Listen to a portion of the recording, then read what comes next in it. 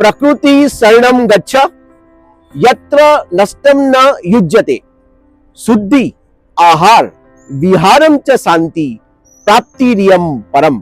प्रकृति की शरण में जाओ जहां कोई भी नष्ट नहीं होता और किसी भी वस्तु का मिलन नहीं होता।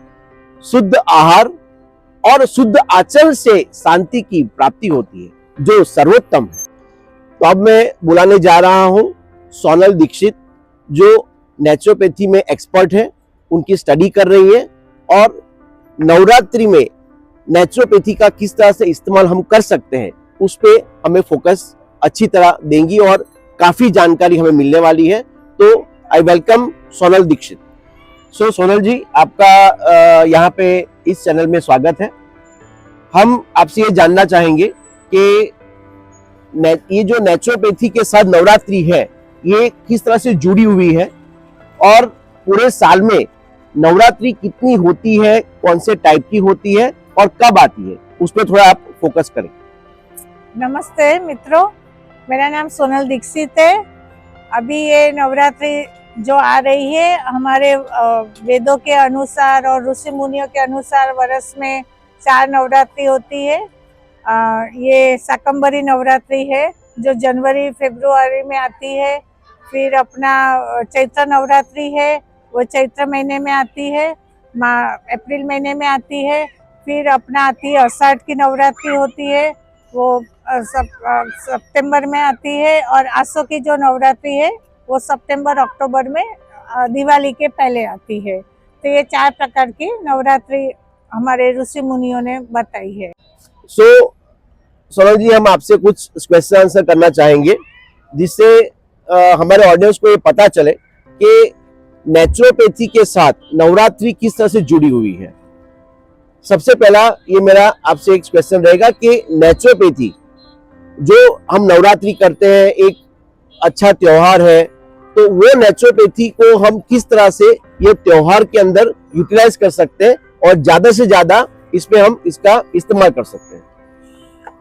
नेचुरोपैथी मतलब है कि वो प्राकृतिक जीवन जो हमारे ऋषि मुनि जीते, जो हमारे नाना नानी और दादा दादी भी जीते थे, अभी बहुत पुरानी बात नहीं है वो। अभी तक तो सब लोग ऐसे ही प्राकृतिक जीवन जीते थे। और ये सारा नवरात्रि हर 4 महीने में एक बार आती है, 3 महीने में एक बार आती है। वो हमारे फास्ट हम करते हैं, हमारा बॉडी डिटॉक्स होता है और वो हम सात्विक आहार लेते हैं, हम फराळ का आहार लेते हैं और हम आत्मा की शुद्धि के लिए, शरीर की तो शुद्धि होती है लेकिन हमारा आत्मा का भी सर्वोच्च स्थान पे हम उसको लेके जाते हैं, आध्यात्मिक उन्नति होती है और हम सुख शांति की तरफ कदम बढ़ाने का ये प्रोसेस है नवरात्रि, जिसको हम डिटॉक्स बोलते हैं। पूरा हमारी नेगेटिविटी जाती है, शरीर से जाती है, मन से जाती है, फिर पॉजिटिविटी आती है। हम फरार करते हैं, हमारा जो डाइजेस्टिव सिस्टम होता है उसको आराम मिलता है।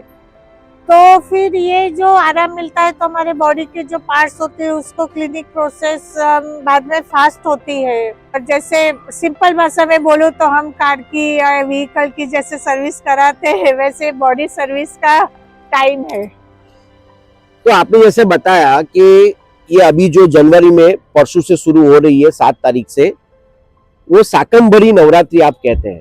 तो ये शाकंभरी नवरात्रि है उसमें और ये नेचुरोपैथी में किस तरह से हम इसके तालमेल में मिल सकते हैं और ये शाकंभरी नवरात्रि जो कहीं ना कहीं अच्छे तरीके से नवरात्रि नेचुरोपैथी से जुड़ी हुई है ऐसा मेरा मानना है। तो मेरे दर्शकों को आप थोड़ा ये बताएं कि इसमें क्या हो सकता है। जरूर से। इस शाकंभरी नवरात्रि ये पौष महीने की सुद आठम से स्टार्ट होके पूनम पे खत्म होती है। शाकंभरी पूनम उसको बोला जाता है। शाकंभरी मतलब शाक, और जो शाकंभरी देवता है जो पार्वती जी देवी का ही एक रूप है जो अन्नपूर्णा है और शाकंभरी देवी है, जो उनकी एक कथा है बहुत पुरानी। दुर्गम राक्षस का उसने वध किया था और पृथ्वी पे दुकाल पड़ा था तब उन्होंने मदद किया था पृथ्वी, ऐसी एक कथा है। लेकिन उसमें मेन क्या है, शाक और सब्जी और फ्रूट, उसी का ही महत्व है और उसको यही अर्पण हम करते हैं। और ये सब्जी विंटर में वैसे भी बहुत सारी सब्जी आती है तो ऋषि मुनियों ने ये विंटर में ही उसको रखा शाकंभरी देवी का कि भाई सबको सब्जी है, सब्जी का और फ्रूट का दान भी देना चाहिए और उसके हिसाब से ये खाना चाहिए, उसका जूस खाओ, सलाद खाओ, फ्रूट खाओ, उस हिसाब से हमको ये फॉलो करना है। ओके, सो एक दूसरी बात कि ये शाकंभरी नवरात्रि जो है वो नेचुरोपैथी के हिसाब से उसमें आप क्या सजेस्ट करती है कि उसमें क्या हमारा खाना होना चाहिए, किस तरह का जीवन शैली होना चाहिए और हम इसमें किस तरह से नेचुरोपैथी को ज्यादा इस्तेमाल करके इसमें खाना और क्या क्या हो सकता है इस पे थोड़ा आप फोकस डालें। तरीके से करे तो जैसे नवरात्रि करते कोई फरार लेके करता है, कोई नींबू पानी पे करता है, कोई एक टाइम खाना करके करता है, अपने बॉडी के हिसाब से, अपने स्थान के हिसाब से सबको करना चाहिए। कोई 3 दिन भी कर सकता है शुरुआत में, कोई 5 दिन की, जैसे अपने शरीर की स्थिति उस हिसाब से बच्चों से लेके बड़े तक कर सकते हैं।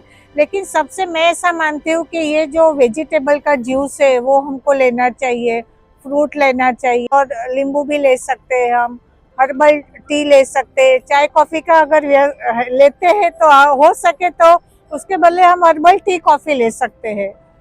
तो ये तरीके से, और डिटॉक्स ड्रिंक जो होता है वो हम ले सकते हैं। तो ये जो पूरा होता है, हो सके तो पका हुआ खाना ना खाए तो अच्छा है, फिर भी अगर खाना है तो फरार का साबूदाना है, मुरैयो है, राजगिरा है, तो ये सारा जो खाना होता है वो काफी हेल्दी होता है, तो वो हम खा सकते हैं।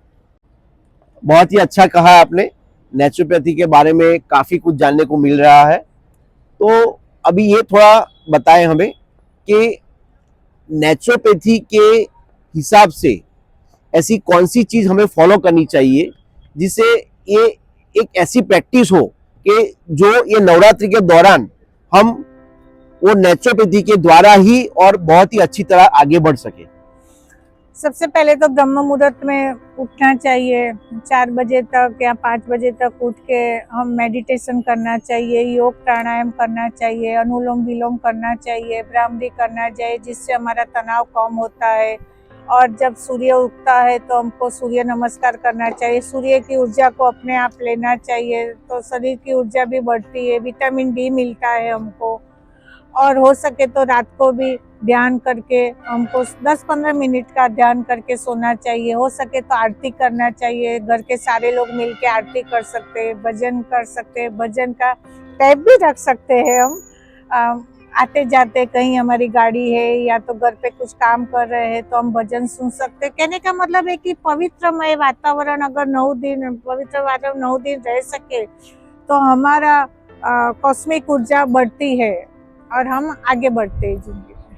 आपने जो कहा है कि हमारी जीवन शैली जो है इस तरह से हम 9 दिन एटलीस्ट, जो पूरे साल में जो ऐसे 9-9 दिन का जो ब्रेक आता है वो ऐसा ब्रेक करके भी हम पूरे 365 दिन ना कर सके तो एटलीस्ट ऐसे पूरे साल में जो हर चीज में हम लोग जैसे ब्रेक लेते हैं तो वैसा ही ब्रेक, जैसे हमारे मंडे टू संडे के अंदर सैटरडे संडे का ब्रेक आता है जिससे हम पूरा एक हमारे बॉडी को भी और हमारे मन को भी एक अच्छा सा रिफ्रेश कर सकते हैं। वैसे आपने जो रिफ्रेश की जो बात बताई है, लेकिन मैं थोड़ा ये जानना चाहूंगा आपसे कि ये आपने जो नेचुरोपैथी का अभी इतना डिटेल में बताया है, लेकिन आज के दौर में जो इतनी भाग दौड़ वाली जिंदगी है, बहुत टेंशन वाली जिंदगी है और इसमें जो किसी को किसी का भी पता नहीं होता कौन कब क्या करता है, तो उस जिंदगी के अंदर उसमें किस तरह से आपको ये नेचुरोपैथी और नवरात्रि को